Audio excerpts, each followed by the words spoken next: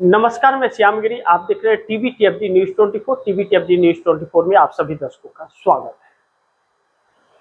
है। बिहार के अंदर राजनीति गर्म हो गई, नीतीश कुमार सक्रिय हो गए। एमएलसी चुनाव के मद्देनजर नीतीश कुमार का दो टुक की आधी सीटों पर नीतीश कुमार लड़ेंगे और आधे में भाजपा किसको दे रही है, नहीं दे रही, वह जाने।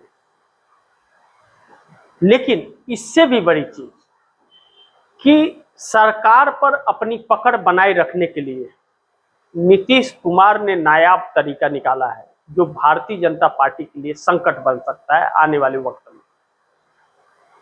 में। जेडीयू कोटे से दो डिप्टी सीएम विजय चौधरी और विजेंद्र यादव को नीतीश कुमार ने आदेश दिया है कि पूरे दिन सरकार में क्या कामकाज हो रहा है, इसका लेखा जोखा प्रतिदिन शाम को नीतीश कुमार के आवास पर आकर रिपोर्ट सौंपनी पड़ेगी प्रतिदिन। इससे बिहार की राजनीति गर्मा गई है। सम्राट चौधरी उखरे उखरे से भी नजर आ रहे हैं और भारतीय जनता पार्टी के लिए संकट पैदा हो सकता है, क्योंकि भारतीय जनता पार्टी के जो मुख्यमंत्री होते हैं वह दिल्ली के रिमोट से चलते हैं। सम्राट चौधरी भी उसी में शामिल है। लेकिन सम्राट चौधरी को सीएम नीतीश ने बनाया, और अगर ऐसा नहीं हुआ, नीतीश कुमार को रिपोर्ट नहीं मिला, तो नीतीश कुमार तो इसी जुगाड़ में है कि कोई एक ऐसा नुक्स मिल जाए सरकार के अंदर जिससे भारतीय जनता पार्टी का साथ छोड़ दें। क्योंकि कहा यह जा रहा है कि नीतीश कुमार और लालू प्रसाद यादव के अंदर संपर्क कुछ ज्यादा ही बढ़ गया है और लालू के नजदीक नीतीश कुमार जा रहे हैं। कई सारी गुप्त बैठकें भी इस बीच में हुई हैं, इसकी भी चर्चा चल रही है। इसमें कितना सच्चाई है इसका, क्योंकि आधिकारिक कोई रिपोर्ट नहीं है, चर्चाओं में है और कुछ मीडिया भी इसको चलाए रहे हैं। लेकिन इस बात से इनकार नहीं किया जा सकता कि नीतीश कुमार नींद से जग गए हैं, क्योंकि पार्टी के अंदर घमासान मच गया था।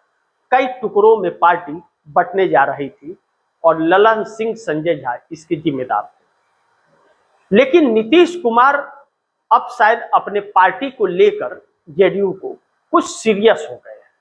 सम्राट चौधरी कुछ दांव खेल रहे थे, वह नीतीश कुमार के बगैर बहुमत का आंकड़ा इकट्ठा करना चाहते थे, जिसमें 6-7 विधायकों की ही मात्र जरूरत थी। उसमें फेल हो गए और नीतीश ने उनकी चोरी पकड़ ली। जेडीयू के अंदर भी तोड़फोड़ ऐसे ही होने की उम्मीद थी, लेकिन नीतीश कुमार के सक्रिय होते सम्राट चौधरी का प्लान फेल हो गया और अब सम्राट चौधरी की कुर्सी संकट में आ गई है। नीतीश कुमार ने रिपोर्ट मांगना शुरू कर दिया है। बिहार दिल्ली से नहीं चलेंगे, यह तय है कि दिल्ली का रिमोट बिहार को कंट्रोल नहीं कर पाएगा, नीतीश ही कंट्रोल करेंगे। यहां पर भाजपा फंस गई है। अब इसे आरएसएस कैसे लेगा, यह आने वाला वक्त बताएगा। लेकिन दूसरा एनडीए गठबंधन का मुख्य सहयोगी दल चंद्रबाबू नायडू, वह भी असमंजस्य स्थिति में और बुरी तरह फंसे हुए हैं, क्योंकि कांग्रेस आंध्र प्रदेश में सरवाइव कर रही है और कांग्रेस के अचानक सक्रिय होने से चंद्रबाबू नायडू संकट में आ गए। चंद्रबाबू नायडू 16 सांसद और 2 पवन कल्याण के 18 सांसदों का सपोर्ट मोदी सरकार को दे रहे हैं। चंद्रबाबू नायडू किसी को भी 5 साल के लिए सपोर्ट देते हैं, अगर बात न बिगड़े तो साथ नहीं छोड़ते हैं, लेकिन बार्गेनिंग पावर कम करके साथ नहीं देते, यानी कि अपना काम बनता तो भाड़ में जाए जनता। लेकिन इस वक्त चंद्रबाबू नायडू के लिए समस्या यह हो गई, कांग्रेस का सरवाइव करना। साउथ में कांग्रेस सरवाइव करने में सफल हो गई तो चंद्रबाबू नायडू का तख्तोताज उखड़ जाएगा, क्योंकि साउथ के हर राज्यों में कांग्रेस का झंडा बुलंदियों पर है। मात्र आंध्र प्रदेश बचा है जो डर सता रहा है चंद्रबाबू नायडू को। ऐसे में आंध्र प्रदेश के अंदर कांग्रेस को रिस्पॉन्स अच्छा मिल रहा है, तो चंद्रबाबू नायडू की दिक्कतें बढ़ रही हैं। अब इस बीच इंडिया गठबंधन की बैठक 6 जून को बुलाई गई है। ममता बनर्जी इसकी अगुवाई कर रही है। ममता बनर्जी ने मल्लिकार्जुन खड़गे से बातचीत की फोन पर और सभी इंडिया गठबंधन के घटक दलों को आमंत्रित किया बैठक में। लेकिन इंडिया गठबंधन के राह पर कांग्रेस चलेगी, इस बात में बहुत शक है, क्योंकि राहुल गांधी तो अलग रास्ता चुनकर निकल पड़े हैं और राहुल गांधी की पूरी टीम पूरे देश में सड़कों पर है। जब जब राहुल गांधी मुख्य मुद्दे को उठा करके मोदी सरकार को कटघरे में खड़ा करते हैं और सरकार कमजोर होने लगती है, तब तब इंडिया गठबंधन राहुल गांधी के उस मिशन को ध्वस्त कर दिया है। इसलिए राहुल गांधी को तो इंडिया गठबंधन पर भरोसा नहीं है, इसलिए वह आगे बढ़ गए। क्योंकि मल्लिकार्जुन खड़गे राष्ट्रीय अध्यक्ष है और इंडिया गठबंधन के साथ थे, तो बातचीत भी जरूरी है। लेकिन कांग्रेस की एक शर्त होगी कि कांग्रेस के समझौते के अनुसार अगर कोई चला, यानी कि कांग्रेस की छतरी के नीचे आने को तैयार है, तो कांग्रेस साथ रहेगी। लेकिन क्षेत्रीय दलों के शर्तों पर कांग्रेस नहीं चलेगी, यह रुख साफ हो गया है। इसका मतलब है कि भारतीय जनता पार्टी के लिए चुनौती बड़ी होने वाली है। भाजपा चाहती है कि इंडिया गठबंधन एक रहे, कांग्रेस साथ रहे, ताकि भारतीय जनता पार्टी का काम चलता रहे। क्योंकि ईडी, सीबीआई, इनकम टैक्स का डर और खौफ दिखा करके, शिकंजा कस करके ममता बनर्जी हो, तेजस्वी यादव हो, अरविंद केजरीवाल, स्टालिन जैसे लोगों को काबू में रखा जा सकता है, शरद पवार जैसे लोगों को भी। लेकिन अगर कांग्रेस अलग हुई तो इन लोगों का कोई अस्तित्व ही नहीं बचता, क्योंकि कांग्रेस के बगैर इनका कोई वजूद ही नहीं है।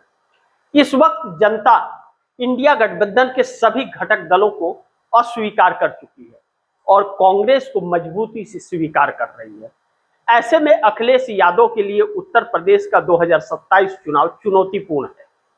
अखिलेश यादव कांग्रेस के साथ चलना चाहते हैं, कांग्रेस की अलग तैयारी है, अखिलेश यादव की अलग। लेकिन उस वक्त गठबंधन का क्या होगा यह वक्त बताएगा, अभी बहुत वक्त बाकी है। लेकिन भारतीय जनता पार्टी अपना काम उत्तर प्रदेश में चालू कर चुकी है और अखिलेश यादव वक्त का इंतजार कर रहे हैं।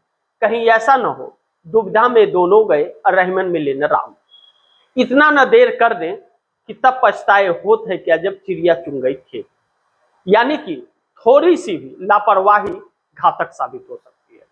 अखिलेश यादव 2027 का चुनाव हारे तो वजूद खत्म हो जाएगा।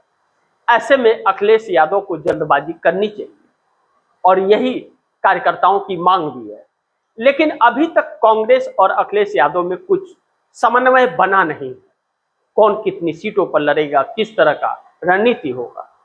ऐसे में कांग्रेस अपनी तैयारी कर रही है और समाजवादी पार्टी अपनी तैयारी कर रही है। आने वाला वक्त अमित शाह अपनी पूरी टीम को बंगाल से उठा करके उत्तर प्रदेश में कर दिए हैं।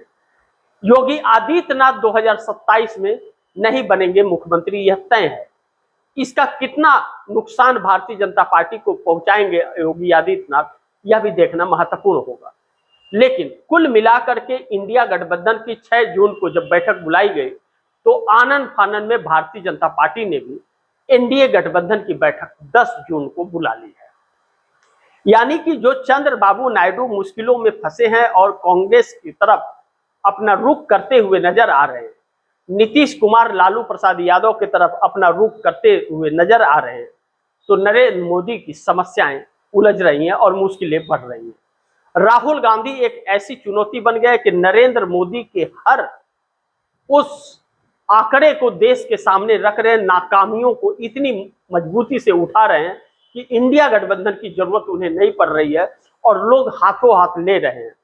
ऐसे में एनडीए गठबंधन के सहयोगी दल चिंतित हैं कि मोदी के साथ रहे तो कहीं ऐसा ना हो उनका बचा हुआ वोट बैंक भी हाथ से निकल जाए, क्योंकि लोगों में एक आक्रोश मोदी को लेकर के बढ़ रहा है, इसमें कोई शक नहीं है। बेरोजगारी या पेपर लीक या सीबीएसई या मजदूर या पेट्रोल डीजल या बढ़ती महंगाई या अब आम मुद्दा बन गया है। तकलीफ और दिक्कतें इसलिए लोग आवाज उठाने को भी मजबूर हैं क्योंकि लोगों के पास मनी नहीं है, और जब नहीं है और महंगाई बढ़ रही है तो चिंता सता रही है, क्या भूखे रहेंगे यह देश। अब ऐसे में मोदी के पास कोई तोड़ नहीं है। 10 जून को बैठक में एनडीए गठबंधन की क्या होगा? सूत्रों के हवाले से मिली जानकारी के अनुसार मोदी अपने 12 साल के कार्यकाल पर मंथन करेंगे और उसे आम जन तक पहुंचाने की बात करेंगे। लेकिन जनता अब तो यह कह रही है, मोदी जी बस करो, झोला उठाओ और चल दो। देखते हैं क्या होता है। जनता की यह मांग है। बाकी आप दर्शकों की क्या राय है और क्या सुझाव है, कमेंट बॉक्स में जरूर दीजिएगा। इस खबर को ज्यादा से ज्यादा शेयर कीजिए, अपने दोस्तों को भी कहिए आगे शेयर करें। और आपने टीवीटीएफडी न्यूज़ 24 को सब्सक्राइब नहीं किया, सब्सक्राइब कर लीजिए, अपने दोस्तों को भी कहिएगा सब्सक्राइब करें। मिलते हैं अगली खबर के साथ, तब तक के लिए नमस्कार।